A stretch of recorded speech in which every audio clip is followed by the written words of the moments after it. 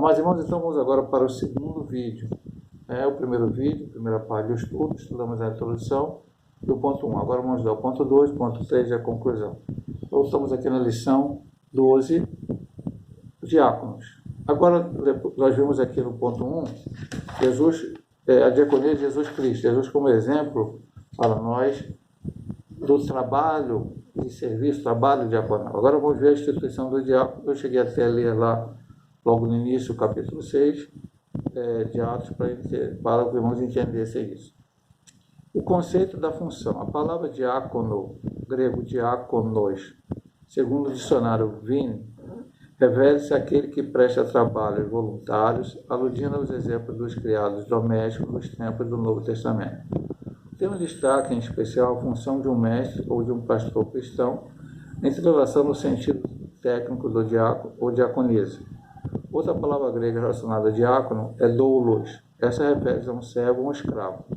Mateus 13, 27 a 28 e João 4, 51. Portanto, a ideia preponderante que a função do diácono remonta é a do serviço voluntário prestado pelo ministro ou o servo ou assistente para alguém. Só para não entender bem, é lógico que a lição tem essa característica, como funciona o diaconato na Igreja Metodista Pentecostal. Já expliquei, irmão, na lição passada, e volto a dizer, nós temos um sistema episcopal, um sistema representativo. Então, na Assembleia da Igreja local, que se realiza uma vez por ano, no mês de dezembro, e ali nós temos as votações para quem vai ter os cargos no outro ano, diretor de senhora, de jovens, de homens, se tiver de adolescente, de criança, superintendente da escola bíblica local. E, eventualmente, o pastor local, com o auxílio, opinião muitas vezes dos outros obreiros, o pastor auxiliar presbítero, nós chamamos já de diaconia. Essa pessoa, então, vai ser votada na Assembleia. Se for a pessoa, o único candidato é sim ou não. Então, se a maioria da Assembleia falar sim, essa pessoa entra na experiência diaconal e depois ele é consagrado diácono e vai trabalhar. E qual é o trabalho do diácono? Na Igreja Metodista Pentecostal. Ele vai recolher as ofertas durante o culto, é uma das funções diaconal. Ele vai verificar perante os irmãos e até visitar, se for possível, aqueles que estão com alguma dificuldade, ou doença, enfermidade, ou até um problema financeiro. E vai trazer a junta diaconal. E aí eu vou colocar, pastor, o que é junta diaconal? No início de cada ano, o pastor reúne os diáconos, faz uma reunião, preside esta reunião, elege entre os diáconos. Ele indica, os diáconos elegem quem vai ser o presidente, ou o diretor, ou diretora, porque tem o diaconismo também, e aquele ano aquela pessoa ficará à frente e reunirá. Aí os diáconos decidirão se vão reunir todo mês, se vão reunir de 2 em 2 meses. Ultimamente na igreja com o pastoreio de Caxias são 2 em 2 meses. Então se reúne ali, discute os assuntos que tem que tratar, se alguém está precisando de ajuda. E, extraordinariamente, se nesse ínterim entre uma reunião e outra alguém está necessitado, essa pessoa, o diácono que souber dessa situação, vai levar ou ao presidente da junta ou ao pastor, e o pastor vai conversar com o presidente da junta, e lógico, a gente não vai deixar de ajudar a pessoa porque não tem reunião. Então a pessoa será ajudada. Foi assim no início do ministério, quando eu assumi a igreja em 95, a junta diaconal, por algum motivo, não estava funcionando, eu refiz a junta diaconal, comecei a trabalhar na junta diaconal, e ela tem ocupado o meu ministério todo. Ajudamos várias pessoas, não vou citar aqui por nome, isso aqui vai para a internet, vai ter um vídeo, mas demos cadeira de roda, compramos, para uma pessoa que precisou lá no início, colchão caixa de ovo, alguns irmãos precisaram ter ajudas financeiras de algum momento, então, houve vários tipos de ajuda que foi dada a pessoas necessitadas. Esse é o trabalho da junta. Esse é o principal trabalho da junta, de fazer ajuda dessas pessoas. E ajuda um pastor nessa questão de recolher as ofertas, de quando a igreja está cheia, ficar ali tomando conta para que caminhar os visitantes para que possam se assentar, estar bem, colocar no culto e tudo mais que é necessário dentro desse trabalho diaconal. Então ele diz aqui, ele falou qual é o conceito, e nós vimos aqui mais uma vez, que é serviço, trabalho voluntário. A origem do diaconato, ponto 2. 2. A bênção, problema e reivindicação. São palavras-chave para o advento do ministério formal dos diáconos no Novo Testamento. A bênção foi o extraordinário crescimento da igreja local de Jerusalém. A questão ética causada pela situação social de muitos que aceitavam a fé, especialmente envolvendo viúvas judias de fala hebraica e a de fala grega, era o problema. A reivindicação pode ser vista na manifestação verbal dessas viúvas que, sentindo-se injustiçadas pelo que elas interpretavam ser uma forma de discriminação do líder da igreja de Jerusalém, cobraram sua assistência. Então houve um problema, ele fala étnico aqui, porque era entre pessoas de fala grega e pessoas de fala hebraica ou judia. Então houve um problema. Parece que as judias estavam sendo mais assistidas do que as de fala grega, e aí houve essa diferenciação. E aí clamaram a liderança da igreja, aos apóstolos. E era necessário que esse problema fosse resolvido. Era necessário que fosse colocado. Deus sabe todas as coisas, eu acho que nada acontece por acaso, essas coisas acontecem. Por isso que ele fala que bênção, problema e reivindicação. A bênção, a igreja ter crescido, o problema, essas viúvas estarem desamparadas, e a reivindicação, que o problema fosse resolvido, e os discípulos, os apóstolos, diz aqui, o texto depois vai dizer aqui no ponto, na escolha do diácono, o 2:3, eles tiveram que fazer aquela reunião e tomar a decisão de como resolveriam este problema. Então, muitas vezes, problemas vêm à nossa vida, dificuldades vêm à nossa vida. E devemos procurar uma direção de Deus para solucionar os problemas. Não podemos fugir do problema, não podemos desprezar o problema, não podemos ignorar o problema. Nós temos que olhar para o problema e tentar resolvê-lo com a sabedoria que Deus nos der para resolver aquele problema. Ok? Vamos aqui então para o 2:3. A escolha dos diáconos. Para resolver o impasse, orando e impondo as mãos, após separar 7 irmãos de boa reputação, cheios do Espírito Santo, sabedoria, para administrar uma questão ética e social. Atos 6:2-7 eu já li lá no início. Estevão, Filipe, Prócoro, Parmenas, Timão e tal. Foi uma decisão de caráter pacificador e de muito bom senso, para a igreja não se perder em permanentes desentendimentos. O objetivo era estimulá-la a resolver a questão, reconhecendo o caminho equivocado antes aderido pelo líder até aquele momento. Assim, eles puderam executar as mudanças necessárias, resolver uma questão que poderia trazer sérios problemas para a igreja em Jerusalém. Então, os diáconos surgiram ali, no momento de problema, como eu disse, surgiu o problema. Talvez até nesse caso ali, como ele comenta aqui, talvez, eu não vou nem chamar de negligência, mas veja bem, os apóstolos estavam preocupados em pregar a palavra, a igreja estava iniciando. Então, tudo que está se iniciando, está começando, vai surgir dificuldades. E aí, quando essa dificuldade surge, estamos tomando decisão para melhorar o problema. Isso vale em qualquer área da nossa vida. Qualquer área da nossa vida, você começa algo novo, seja no estudo, seja onde for, você vai encontrar dificuldade. Normalmente as pessoas encontram mais dificuldade quando elas estão no seu primeiro ano de estudo, vão para a faculdade, começa o primeiro ano.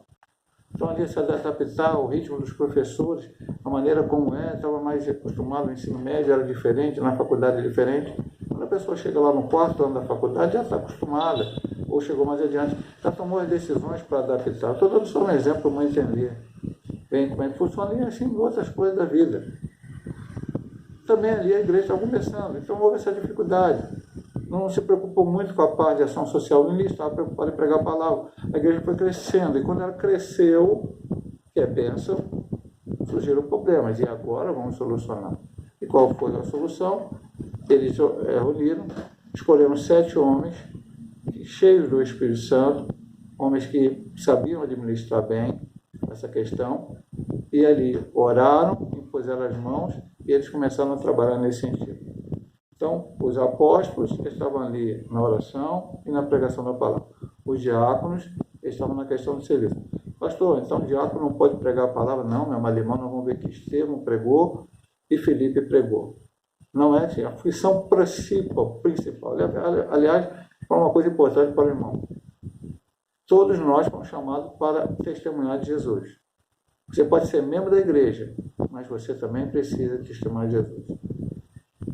Tanto por falar com as pessoas de Jesus, levar as pessoas ao encontro de Cristo, como pelo seu próprio testemunho de vida. Agora, você é um diácono, você pode pregar a palavra, você é um presbítero, pode pregar a palavra, você é um pastor, pode pregar a palavra, você é um evangelista, pode pregar a palavra, você é um profeta, pode pregar a palavra, você é um apóstolo, pode pregar a palavra, não importa. Isso é a nossa função. Pedir por todo mundo pregar o evangelho a toda criatura. Jesus não disse isso para uma pessoa, para 2 pessoas, para 5 pessoas. Ele disse para a sua igreja, é o que nós devemos fazer.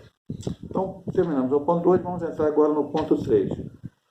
Perfil e função do diácono. E aí a gente já vai ver algo que está orientado lá nas cartas paulinas e especialmente nas cartas pastorais. Nós vimos aqui no texto bíblico a leitura de classe, em Timóteo, e vamos ver algumas orientações aqui, quais qualificações para alguém que está na igreja se tornar um diácono da casa do Senhor. Qualificações do diácono. As qualificações dos diáconos, descritas no livro de Atos e na primeira carta a Timóteo, revelam que nada delas difere da atribuição ética exigida aos bispos de 1 Timóteo e Tito. Primeiro, caráter moral. Os diáconos devem ser pessoas honradas, dignas, corretas e íntegras. Pastor, isso não deve ser para todo crente? Sim, meu marido. Todo crente deve ter essas características, deve ter o fruto do Espírito, paz, gozo, humanidade, bondade, toda aquela coisa. Todos eles têm que ser. Mas nós sabemos verdadeiramente que cada um é diferente do outro. Então há cristãos com mais dificuldade, eles precisam ser trabalhados, e são trabalhados para melhorarem. E há pessoas que já buscam tanto a Deus que recebem nem que sejam mais cheios do Espírito Santo, não vou falar jamais isso, mas pessoas que talvez leiam mais a Bíblia, busquem mais a Deus, e aí já conseguem entender melhor a sua posição. Então, dando um bom testemunho, elas têm que ser honradas, dignas, corretas e íntegras. Não pode haver língua dobre neles, isto é, sua palavra deve ser se ensina ou não. Todo crente tem que ter isso. A palavra do crente tem que valer. Ele disse uma coisa, ele não pode falar precipitadamente, tem que falar aquilo de acordo com este livro. A Bíblia Sagrada, a palavra de Deus. Então, mantém, mesmo com prejuízo. Fale a verdade sempre, se ensina ou não. A ganância por dinheiro tem que passar longe de sua vida, pois sua função é exatamente executar trabalhos administrativos de igreja local, como auxiliar nas tarefas do culto e acompanhar as viúvas e os pobres na igreja do Senhor. Então, nada de torpe ganância, como diz o texto lá. Nada de ficar pensando somente no dinheiro, em problemas, avareza, nada disso pode haver na vida de quem almeja e quer o diaconato. Segundo, caráter espiritual, Timóteo 3, 9 e 10. Nós lemos esse texto tudo lá na leitura bíblica em classe. Ter a plena convicção de que crer no Evangelho. O diácono guarda a revelação de Deus que está em Cristo Jesus, no nosso Senhor, conforme Romanos 16, 25. Por isso, a liderança da igreja local deve avaliar o candidato ao diaconato, levando em conta seu caráter moral e espiritual. Ou seja, pregar e viver. Nós falamos, eu vou repetir de novo, minha na lição toda.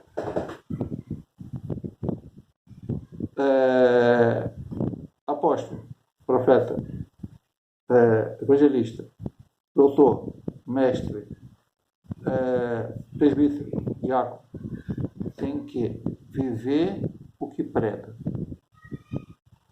Viver o que prega. Não adianta eu pregar alguma coisa e viver de forma diferente. Deve ser para todo cristão, mas aquele que tem responsabilidade no qual a igreja, muito mais ainda.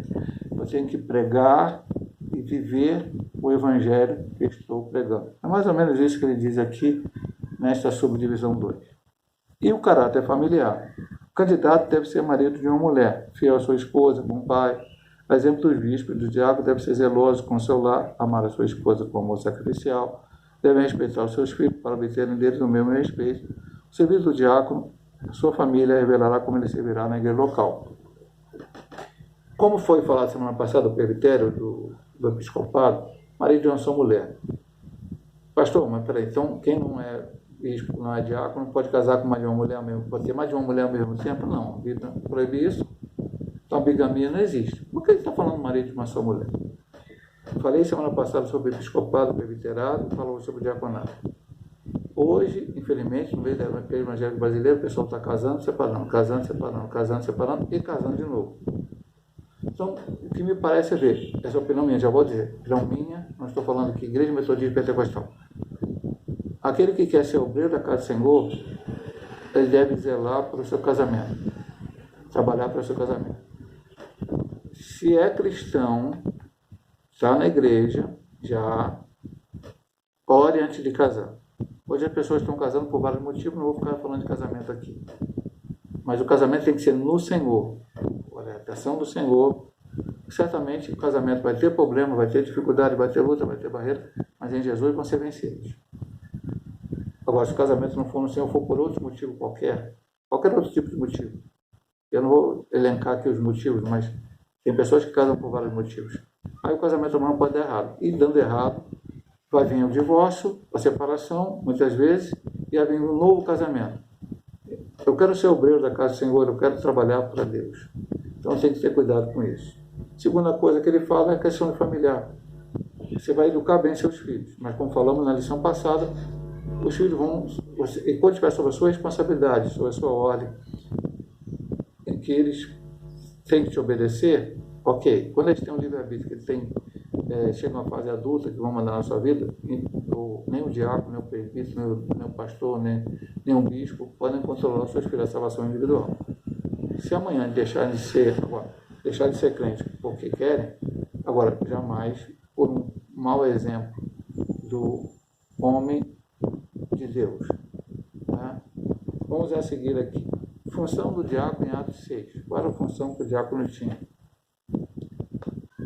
3:2.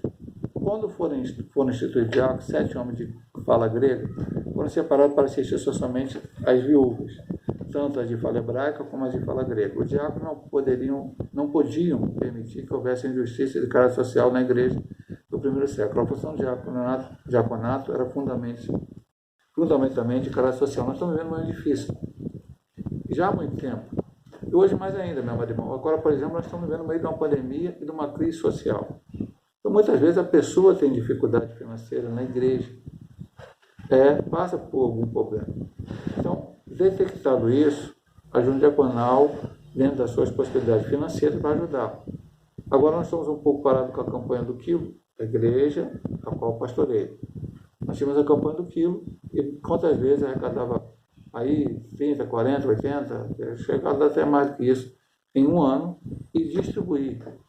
Há pessoas crentes e há pessoas não crentes. Às vezes a pessoa pode ir na igreja lá, está precisando de uma ajuda. E às vezes essa pessoa também recebe ajuda. E os cristãos, que às vezes por um momento difícil que está passando na vida, um desemprego, ou um problema de uma enfermidade que impede a pessoa de trabalhar naquele momento, né? Ou outro qualquer problema, precisam de uma ajuda financeira, de uma ajuda de uma compra. E isso a junta diaconal, os diáconos fazem para a glória de Deus.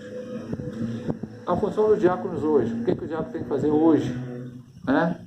Atualmente, a função primordial do diácono é auxiliar a igreja local através das orientações de seu pastor em atividades ligadas a visitar os enfermos, já falamos lá no início, os necessitados, os desviados, bem como cuidar das tarefas espirituais ligadas ao culto, como distribuir os elementos da ceia do Senhor, e depois eu vou comentar isso aqui, recolher as contribuições para a manutenção da igreja local, dízimos e ofertas, e auxiliar na ordem e segurança da liturgia do culto, bem como de outras tarefas já mencionadas. Respeitamos a maneira da Assembleia de seu seio, não criticamos de forma alguma. Na Igreja Metodista Pentecostal, quem auxilia o pastor a distribuir a ceia são os presbíteros, e não os diáconos. Lá são os diáconos, ok, não tem problema nenhum, não estamos contra, é uma forma da igreja ser. Então essa parte aqui não vale para Metodista Pentecostal. O restante, o diácono vai lá recolher a oferta, o diácono tem que também ficar cuidando da ordem do culto. Como é que é a ordem do culto, pastor? Agora a igreja nós estamos na época da pandemia, a igreja está funcionando de uma maneira mais devagar um pouco, só terça, quinta e domingo, e na congregação Santa Marta, quarta, sexta e domingo. Mas quando está mais trabalho, já há visitantes, então muitas vezes a igreja fica cheia, pessoas às vezes ficam do lado de fora, e muitas pessoas, infelizmente, minha irmã, não têm a ideia de que ela está na igreja, às vezes ela não está dentro do templo, mas ela está em volta do templo. E lá dentro do templo está tendo louvor, está tendo adoração, está tendo a pregação da palavra, não é hora de conversas, né, não é hora de conversar em celular, de outras coisas mais. Então, às vezes, o diácono tem que cuidar disso, para chegar com mansidão, com calma, com tranquilidade, chamar a atenção da pessoa para que ela não faça isso. E até mesmo dentro da igreja, porque às vezes as pessoas não pensam muito, né, em certas situações. E, em vez do pastor lá do culto ter que chamar, meu irmão aí, ó, por favor, o diácono, percebendo isso, ele está ali naquela função, ele auxilia o pastor nessa função. E, enfim, outras coisas mais, como ele diz aqui, ordem e segurança da liturgia do culto. Essa é a função do diácono hoje. Antes de lermos a conclusão, quero fazer mais uma colocação. Não foi falado aqui, aí eu não sei nem porque foi ou não falado, mas a Igreja Metodista Pentecostal, ela também aceita a diaconia feminina, ou seja, as diaconias. Pastor, tem alguma base na Bíblia para que a gente possa achar que a mulher também possa ser uma diaconisa e ajudar? A base bíblica que temos encontra-se aqui em Romanos capítulo 16, versículo 1. Recomendo-vos, pois, Febe, nossa irmã, a qual serve na igreja que está em secreto. Então, Paulo estava escrevendo aos Romanos e disse que recomendava Febe. Talvez Febe fosse viajar para Roma, provavelmente, ia chegar lá, então ele estava recomendando que eles recebessem ela lá. E disse que ela servia ao Senhor na igreja que estava em Sencreia, uma localidade chamada Sencreia. Febe servia naquela igreja local. E essa palavra servir no grego é a mesma palavra para o diaconato. Então nós, da Igreja Metodista Pentecostal, mais algumas igrejas pentecostal, interpretam que a mulher também pode ter o serviço diaconato. Então na nossa igreja temos diáconos e diaconisas, que ajudam no trabalho social da igreja. Tudo isso aqui foi falado sobre o diabo visitar enfermo, cuidar da hora do culto, recolher a oferta. E, na verdade, temos mais diaconisas do que diáconos. Dito isso, vamos para a conclusão. Conclusão: o diaconato foi instituído pelos apóstolos de Cristo quando a comunidade cristã cresceu e precisou ter pessoas que pudessem resolver questões relacionadas a problemas sociais que demandavam atenção e cuidado. Hoje, os diáconos servem a igreja e a Deus em trabalhos diferentes. E a liderança das igrejas locais deve valorizar o seu trabalho e reconhecê-los como excelentes servidores do reino de Deus, por no sentido lado, todos somos diáconos da igreja de Deus. Vemos aqui quase um resumo da lição. Então, Jesus, por exemplo, diácono, todos nós estamos aqui para servir. Diaconato é serviço? Estamos aqui para servir. Então, todos estamos servindo. Então, estamos com um trabalho diaconal. Pastor, membro, presbítero, evangelista, profeta, todo mundo está servindo. Agora, existe um cargo específico para certas funções dentro da igreja, chamado diaconato. E alguns irmãos são escolhidos para isso. E aí eles servem ali naquele sentido. Pastor, e se durante um culto, por algum motivo, enfermidade, algum trabalho, não houver nenhum diácono na igreja, não vamos recolher as ofertas? Não. Qualquer outro irmão, que o pastor ou o dirigente indicar, poderá recolher as ofertas. O pastor não poderá visitar até o presbítero, alguém, e ver o seu problema, dificuldade? Sim, muitas vezes o pastor visita para orar e lá detecta que o irmão está com algum problema. Se o pastor puder ajudar na hora, vai ajudar. Se não puder, vai levar o problema à junta diaconal, que vai providenciar o auxílio. Então, na verdade, nós estamos trabalhando todos juntos, como eu disse, todos, irmão, membro, obreiro, seja que for diácono, presbítero, pastor, para o bem maior, que é a obra de Deus, a causa de Deus. Mas existe um grupo de pessoas específica para isso e elas devem fazer o seu trabalho, como era na igreja de Jerusalém. Os apóstolos não pararam de pregar a palavra para poder servir as mesas. Os diáconos serviam as mesas. Mas o diácono não pregavam? Pregavam também, como Estevão pregou, e até foi morto por causa disso. Felipe pregou em Samaria, enfim, pregou no grupo da rainha de Candace. Louvado seja o nome do Senhor, a obra de Deus foi feita. No próximo, se Deus permitir, no próximo domingo, estamos terminando esse segundo semestre com a lição multiforme Sabedoria de Deus. Deus possa abençoar os irmãos em nome de Jesus.